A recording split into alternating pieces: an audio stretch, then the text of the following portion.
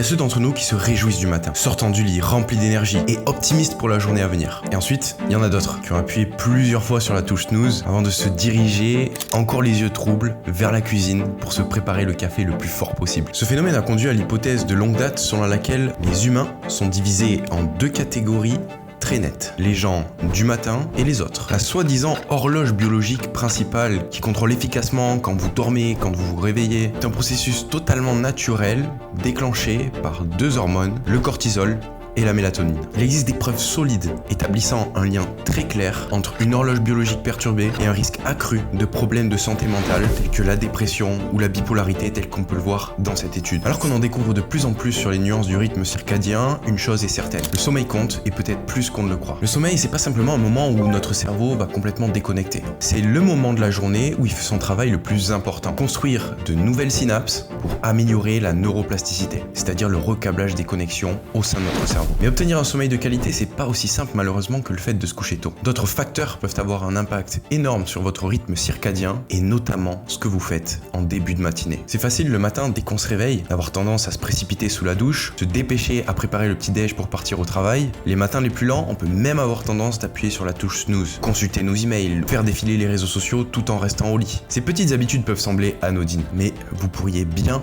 faire dérailler votre rythme circadien par inadvertance. Une bonne routine matinale a pour but de nous aider à démarrer la journée sur de bonnes bases. Elle va nous permettre de créer les systèmes pour maximiser notre niveau d'énergie et de productivité. On dit souvent d'ailleurs que si tu veux réussir ton année, il faut d'abord commencer par réussir ton mois. Si tu veux réussir ton mois, il faut que tu réussisses ta semaine. Pour réussir ta semaine, il faut d'abord penser à réussir ta journée. Et pour réussir ta journée, il faut réussir ta matinée. Parce que c'est elle qui va lancer le ton pour le reste de la journée, de ta semaine, de ton mois et de ta vie. L'avantage, c'est qu'à ce moment de la journée, on n'a pas encore laissé les distractions nous brouiller l'esprit. Notre capacité de concentration est optimale. Si tu te demandes qui je suis juste un mec normal, comme toi, qui souhaite réussir sa vie, se développer et progresser. Ce que je veux, c'est pouvoir découvrir l'étendue de mon potentiel pour tirer le meilleur parti de mon expérience sur Terre et te partager mes découvertes pour qu'on puisse progresser ensemble. Au cours des 7 dernières années de ma vie, j'ai probablement essayé des dizaines et des dizaines de variations de différentes morning routines. J'ai lu les livres les plus connus sur le sujet, comme le Miracle Morning, le 5 AM Club de Robin Sharma, et j'ai étudié les personnes qui avaient le plus de succès dans leur domaine. Entrepreneurs, sportifs de haut niveau, j'ai toujours été fasciné par ce qui les séparait du commun des mortels. Et j'ai remarqué une trend, une tendance parmi ces personnes-là. Ils ne commencent jamais leur journée au hasard. Ils ont tous des rituels plus ou moins longs qui les permettent d'attaquer sur du bon pied pour avancer vers leurs objectifs. Personnellement, le fait d'avoir dégagé du temps le matin m'a permis de développer ma conscience intérieure, de prendre du temps pour ma vie spirituelle, de lire, d'écrire, de me fixer des objectifs et de m'organiser pour les atteindre. Prendre ce temps-là, le matin, m'a mis sur une trajectoire qui n'aurait jamais été possible autrement. Mais l'erreur numéro 1 que j'effectuais au départ, c'était que je voulais en faire trop. Je voulais en faire trop et ça, trop vite. Et si t'as déjà testé, tu sais que faire une liste de 20 choses à faire chaque matin, c'est clairement pas pratique et clairement pas tenable. On finit par épuiser son réservoir de volonté, par être distrait constamment par la prochaine action à réaliser. Et l'objectif d'une routine, c'est pas de nous stresser. Au contraire, elles sont censées nous apporter du calme et de la structure dans le chaos que peuvent être nos vies. Alors un jour, j'étais sur mon fil d'actualité YouTube et après une énième suggestion de nouvelles vidéos sur une morning routine, je suis tombé sur un chercheur en neurosciences, Andrew Huberman. If we were to look at ourselves through the lens of an experiment like we would an animal experiment, we think that animal is sick. If you saw an animal digging in the corner, looking for a bone, the dog is looking, and you'd think, that's really sad. That's us. Right? That's us. I'm pointing at myself intentionally. That's us. Le Dr Andrew Huberman est un professeur de neurobiologie et d'ophtalmologie à la faculté de médecine de l'université de Stanford. Son laboratoire s'intéresse entre autres à la régénération neuronale, à la neuroplasticité et aux états du cerveau tels que le stress, la concentration, la peur et les performances optimales. Dans un récent podcast de vulgarisation scientifique, il réveille sa méthode pour sortir du brouillard matinal et améliorer son sommeil une fois la nuit tombée. Ses recommandations simples vont du maintien d'une heure de coucher et de réveil régulière à l'observation directe de la lumière naturelle du soleil peu de temps après le réveil. J'ai choisi de l'essayer pour moi-même et de voir les résultats qu'elle m'apportait. Alors voilà le protocole. Andrew Huberman commence toujours sa journée par du yoga nidra. Le yoga nidra est une méthode de relaxation qui apporte des bénéfices dès la première séance. Pratiqué en position allongée, il permet un lâcher-prise immédiat. Il s'agit d'une quête de relaxation profonde. Personnellement, j'ai remplacé la pratique du yoga nidra par une prière dès le réveil et 10 minutes de méditation en pleine conscience qui m'apportent les mêmes bénéfices de relaxation que pourrait avoir le Dr Andrew Huberman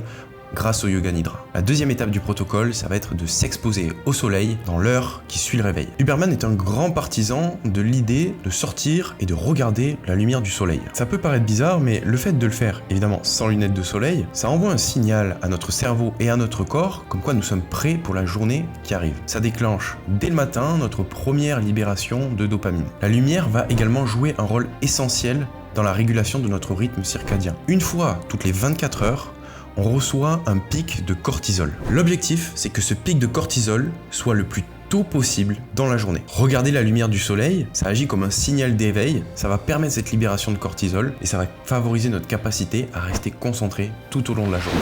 La troisième étape du protocole, ça va être de réaliser de l'exercice et de s'hydrater. Je suis sûr que ça t'est déjà arrivé de faire de l'exercice pas longtemps après t'être réveillé et de te sentir plein d'énergie et prêt pour affronter le reste de ta journée. C'est parce que l'exercice élimine l'adénosine. Il va aussi contribuer à l'augmentation de la température du corps, ce qui indique à notre organisme qu'il est temps de se réveiller. Personnellement, j'ai choisi des exercices à basse intensité, la marche, pendant une dizaine de minutes, pour à la fois m'exposer au soleil et à la fois augmenter la température de mon corps. Pendant que j'effectue cette marche, j'ai également une bouteille d'eau dans la main, puisque c'est hyper important de s'hydrater, surtout le matin, après avoir jeûné durant la nuit. 2 heures avant le réveil, on atteint ce que le docteur Andrew Huberman appelle notre température corporelle minimale. Tout au long de la journée, la température corporelle va continuer d'augmenter et atteint son maximum vers 2 ou 3 heures de l'après-midi. Après ça, elle va graduellement diminuer, ce qui va nous amener à nous endormir le soir venu. L'objectif, ça va donc être d'augmenter notre température en matinée,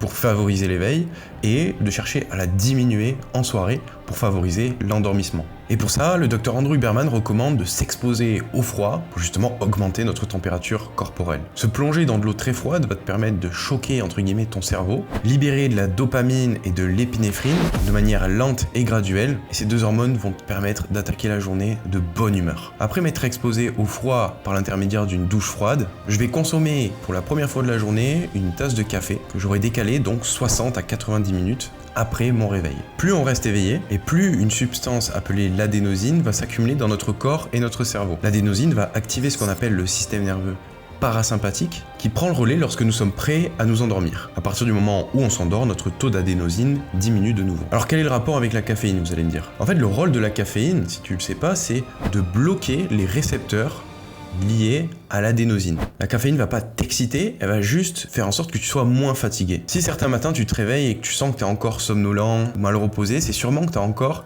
une quantité importante d'adénosine dans le cerveau. Et si à ce moment-là tu te précipites sur la première boisson énergétique, le premier café dès le réveil, tu risques d'avoir un coup de barre plus tard dans l'après-midi. Pour éviter cela, Huberman recommande donc de décaler ta première prise de caféine 60 à 90 minutes après ton réveil. Ça va permettre à l'adénosine de s'évacuer naturellement de ton cerveau. Et une fois que l'adénosine s'est évacuée, là, tout l'intérêt de prendre la caféine, c'est de venir bloquer les récepteurs à l'adénosine une fois qu'elle a déjà été un petit peu évacuée. La dopamine et l'épinéphrine libérées par l'exposition au froid, combinées à l'augmentation de la température corporelle liée au cortisol, à la lumière du soleil et à l'exercice physique, ont créé les conditions parfaites pour attaquer la journée au maximum de mes capacités. Je sens que cette routine m'apporte à l'heure actuelle la structure et l'élan que je recherche pour démarrer ma journée du bon pied. Je te recommande donc à 3000% de la mettre en place, de l'essayer et de me dire dans les commentaires ce que t'en as pensé. Si cette vidéo t'a plu, pense à t'abonner et à activer la cloche pour pas manquer les prochaines. Comme je te l'ai expliqué, mon objectif dans la vie c'est de croître personnellement, que ça soit sur le plan financier, physique, intellectuel, spirituel et même relationnel. Et dans ce processus de croissance personnelle,